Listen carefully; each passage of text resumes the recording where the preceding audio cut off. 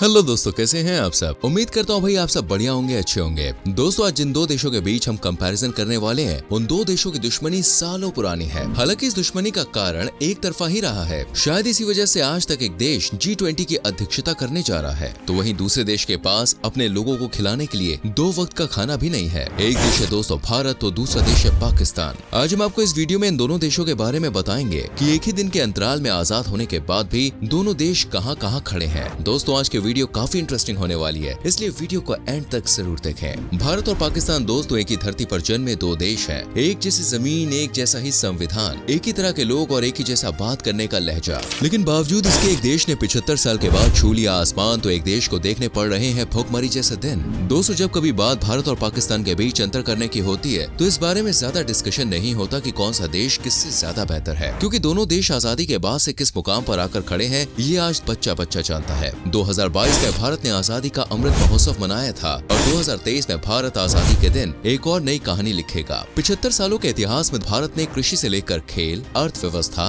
रक्षा तक के क्षेत्र में अपनी कामयाबी के झंडे गाड़े हैं। लेकिन वहीं आज पाकिस्तान कंगाल खड़ा है और आतंकियों का गढ़ बन चुका है। दोनों ही देश एक ही दिन आजाद हुए। ये बात सभी जानते हैं कि पाकिस्तान भारत के टूटने से बना था। भारत 15 अगस्त को अपनी आजादी का दिन मनाता है, तो पाकिस्तान 14 अगस्त को। ब्रिटिशर लुइस माउंटबेटन ने 14 अगस्त को पाकिस्तान को स्वतंत्र राष्ट्र का दर्जा दे दिया था। इसलिए पाकिस्तान में आजादी का जश्न 14 अगस्त को ही मनाया जाता है, यानी कि दोनों ही देशों को आजादी लगभग एक ही दिन मिली। लेकिन दोस्तों, ऐसी क्या वजह थी कि एक दिन के अंतराल में आजाद होने के बाद भी भारत लगातार तरक्की करता चला गया और पाकिस्तान को तरक्की का मतलब ही समझ में नहीं आया। पाकिस्तान के संस्थापक दोस्तों मोहम्मद अली जिन्ना ने भी नेहरू जी की तरह अपने सभी नागरिकों के लिए धार्मिक स्वतंत्रता दी। भारत और पाकिस्तान दोनों के पास एक ही तरह की राजनीतिक विरासत थी, काम करने का तरीका एक था। लेकिन इसके बाद भी दोस्तों भारत के आगे पाकिस्तान शुरुआत से ही कहीं भी टिक नहीं पाया। आजादी के 3 साल के अंदर ही 1950 में लिखित संविधान अपनाकर भारत एक रिपब्लिक नेशन बन गया, तो दूसरी तरफ पाकिस्तान को अपना संविधान बनाने में 26 साल लगे और वो भी पूरी तरह से कामयाब नहीं हो पाया। दोनों ही देश लगभग 75 साल पूरे कर चुके हैं। इन 75 सालों की बात करें तो भारत हर फील्ड में पाकिस्तान से आगे खड़ा हुआ नजर आता है। कृषि से लेकर खेल, अर्थव्यवस्था, रक्षा और सुरक्षा तक के क्षेत्र में भारत ने कामयाबी हासिल की है। अनाज से लेकर रक्षा के क्षेत्र तक आज भारत आत्मनिर्भरता की दिशा में कामयाब दिख रहा है। आजादी के समय दोनों ही देश गरीब थे। भारत और पाकिस्तान दोनों के ही पास अपने अपने देशों को बचाने और अपनी अपनी अर्थव्यवस्थाओं को सुधारने की चुनौती थी। 75 सालों में भारत दुनिया के गरीब मुल्क से ऊपर उठकर अब दुनिया के सबसे तेजी से बढ़ने वाली अर्थव्यवस्था के तौर पर जाना जा रहा है। वहीं पाकिस्तान में दोस्तों आर्थिक संकट काफी गहरा है। पाकिस्तान में आज लोग सड़कों पर हैं और भुखमरी से मर रहे हैं। इसका कारण कोई प्राकृतिक रीजन नहीं है, बल्कि दोस्तों पाकिस्तान खुद है। इस देश में रहने वाले लोग आज अपनी इस हालत का जिम्मेदार यहाँ की सरकार और नीतियों को ठहरा रहे हैं। 2022 से ही पाकिस्तान विदेशी मुद्रा संकट की चपेट में है और आने वाले समय में और भी बुरा हो सकता है। वहीं आज भारत सबसे मजबूत अर्थव्यवस्था वाले टॉप 5 देशों में शामिल है। ऐसा माना जा रहा है कि भारत जल्द ही दुनिया की तीसरी सबसे मजबूत अर्थव्यवस्था वाला देश बन जाएगा।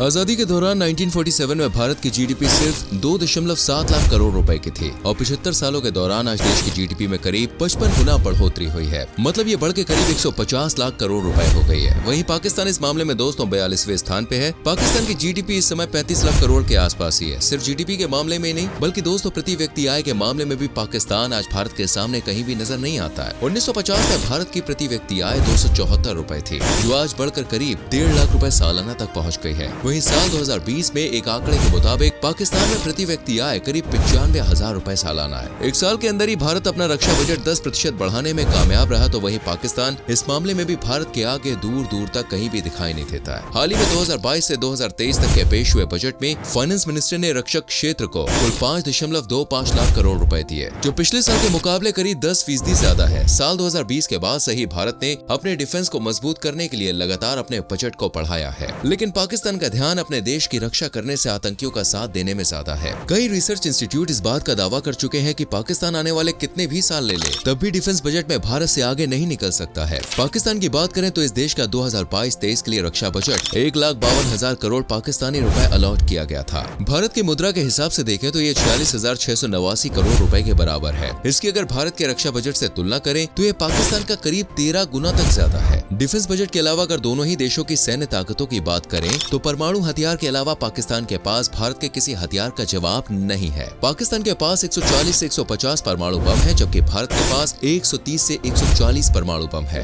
भारत के पास 9 तरह के ऑपरेशनल मिसाइल्स हैं, जिसमें दोस्तों अग्नि 3 सबसे खतरनाक मिसाइल है, जो 5000 किलोमीटर किलोमीटर की दूरी से वार कर सकती है, जबकि पाकिस्तान के पास शाहीन नाम की एक ऐसी मिसाइल है जो बाकी सबसे खतरनाक मानी जाती है। इसकी भी दूरी करीब 2000 किलोमीटर तक है। IISS के मुताबिक भारत के पास 14 लाख सैनिक हैं। इसके अलावा भारत के पास 3563 युद्ध टैंक, 3100 इन्फेंट्री फाइट लड़ाकू वाहन, 336 सशस्त्र पर्सनल कैरियर्स और 9719 तोप है। पाकिस्तान की आर्मी में केवल दोस्तों 5.6 लाख सैनिक हैं, जिनके पास 2496 टैंक्स हैं, 1605 सशस्त्र पर्सनल कैरियर्स हैं, 4472 तोप है। दोनों ही देश एक दूसरे से किसी भी समय जंग करने के लिए तैयार रहते हैं। लेकिन दोस्तों आप सोच सकते हैं कि अगर जंग हुई तो कौन सा देश किस पर भारी पड़ेगा। आज भारत अमेरिका, ऑस्ट्रेलिया, इंडोनेशिया और फिलीपींस जैसे देशों से स्वदेशी फाइटर जेट तेजस खरीद पाने में कामयाब हो पाया है। इसके अलावा भारत के पास आज एक नहीं बल्कि दोस्तों कई राफेल विमान है जो अकेले ही किसी भी देश का सामना कर सकते हैं। ताकत के अलावा भारत मेडिकल के क्षेत्र में भी काफी ज्यादा आगे निकल चुका है। कोरोना महामारी के दौरान दोस्तों भारत ने टीकाकरण अभियान में शानदार उपलब्धि हासिल करके एक नई हिस्ट्री क्रिएट की। भारत में सामान्य रोगों में लोगों को सस्ता और बेहतर इलाज मिल जाता है। विदेशी भी भारत में सस्ते इलाज का लाभ उठाते हैं, लेकिन पाकिस्तान दोस्तों यहाँ भी भारत से पिछड़ा हुआ है। पाकिस्तान अभी तक किसी भी गंभीर बीमारी से लड़ने के लिए कोई दवा बना पाने में कामयाब नहीं हो पाया है। बड़ी सर्जरी और कैंसर जैसी बीमारियों का इलाज कराने के लिए पाकिस्तान के लोगों को खुद भारत आना पड़ता है।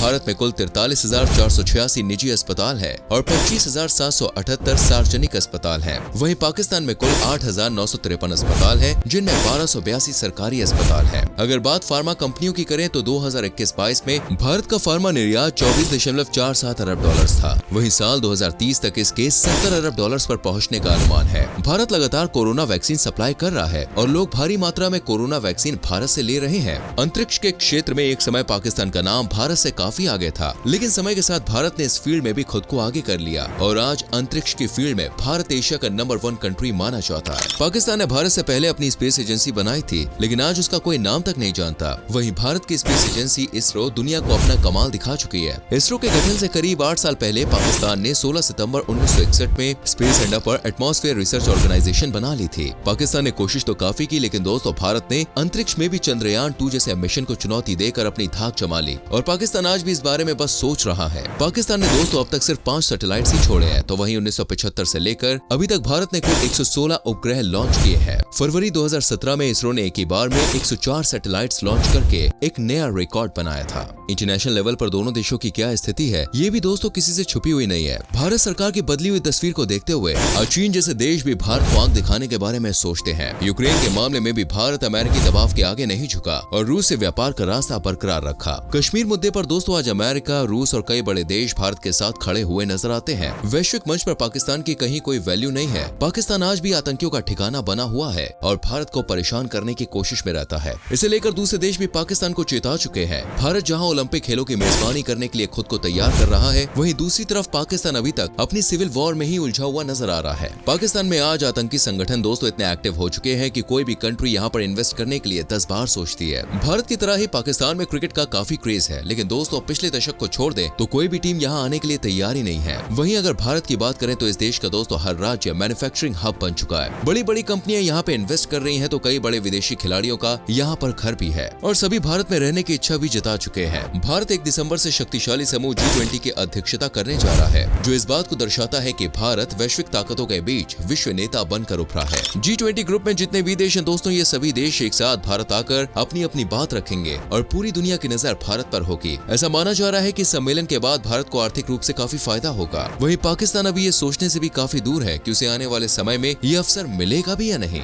दोस्तों आज पाकिस्तान एक बड़े आर्थिक संकट से जूझ रहा है। कोई भी देश पाकिस्तान के साथ नहीं खड़ा है। इस देश की तस्वीर कुछ श्रीलंका की जैसी ही हो गई है। कर्जा लेने के मामले में दोस्तों भारत का ये पड़ोसी देश काफी आगे निकलता जा रहा है। पाकिस्तान का विदेशी मुद्रा भंडार भारी गिरावट के साथ 7.83 अरब डॉलर के नीचे पहुंच गया है। इस देश की सरकार और यहाँ के प्रधानमंत्री के कार्यकाल का किसी को भरोसा नहीं है। भारत एक सेकुलर कंट्री है, जिसकी वजह से दोस्तों आज पूरे विश्व में भारत की एक छवि बनी हुई है, जबकि पाकिस्तान में अक्सर धर्म के नाम पर लोग की हत्याएं होती रहती है। भारत में हर धर्म के लोग अपनी अपनी मर्जी से रहते हैं, लेकिन दोस्तों पाकिस्तान में ऐसा देखने को नहीं मिलता है। भारत की सेना जहां पूरे प्रोटोकॉल के साथ कोई भी निर्णय लेती है तो वहीं पाकिस्तान की सेना आतंकियों के साथ मिलकर अपनी सरकार की जरा भी नहीं सुनती। पूरा पाकिस्तान का पॉलिटिकल सिस्टम ही सेना के अंडर में काम करता है और यहाँ की सेना आतंकियों के साथ खड़ी हुई दिखाई देती है। अब ऐसे में दोस्तों पाकिस्तान को ये जरूर सोचना चाहिए कि जिस भारत के साथ उसने आजादी का जश्न मनाया, वो भारत आज उससे कैसे मीलों दूर आगे निकलकर एक मजबूत देश के तौर पर खड़ा हुआ है। तो दोस्तों ये था भारत और पाकिस्तान के बीच में एक बड़ा अंतर। वीडियो देखने के बाद आपको पता चल ही गया होगा कि आज दोनों ही देशों की स्थिति क्या क्या है। दोनों देशों को लेकर दोस्तों आपकी क्या राय है? आपकी नजर में कौन सा देश बेहतर है? हमें कमेंट करके जरूर बताएं। वीडियो को लाइक और शेयर करना ना भूलें और आने वाली वीडियोस को देखने के लिए हमारे चैनल को सब्सक्राइब करके बेल आइकन प्रेस करना ना भूलें। मिलते हैं अगली वीडियो में। अपना बहुत ख्याल रखें। Bye bye, take care.